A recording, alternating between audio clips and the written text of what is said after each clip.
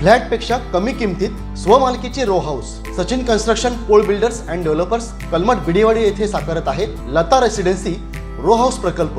Kankavli police station पासून अवघ्या हाकेच्या अंतरावर 3 BHK 2 मास्टर बेडसह 1100 स्क्वेअर फूट RCC बांधकाम, जागवार concealed plumbing fitting, modular kitchen, सागवान फ्रेम दरवाजा, स्वतंत्र असेसमेंट, सेपरेट वॉटर मोटर, 60% काम पूर्ण, मोजकेच रो हाऊस शिल्लक। साईट पत्ता मनोरमा पार्क बिडेवाडी कलमठ। स्वतंत्र बंगलो, घराचे दर्जेदार बांधकाम निर्धारित वेळेत खात्रीशीर करून मिळेल। कॉन्टॅक्ट 9405755599 आणि 8806229999। मांगवली आयरेवाडी येथे 27 वर्षीय विजय अशोक आयरे या विवाहित तरुणावर बुधवारी रात्री 9:30 वाजता आयरेवाडी पुलानजीक बिबट्याने जीवघेणा हल्ला केला।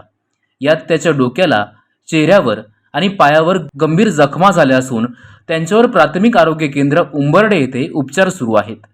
विजय आयरे आणि त्यांचा पुतण्या गुरे शोधण्यासाठी बाहेर गेले असताना ही घटना घडली।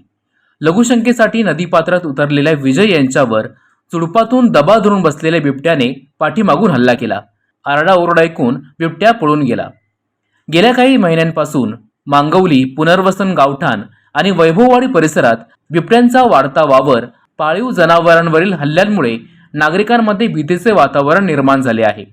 ग्रामस्थांनी वारंवार तक्रार करूनही वनविभाग दुर्लक्ष करत असल्याचा आरोप करण्यात येत आहे।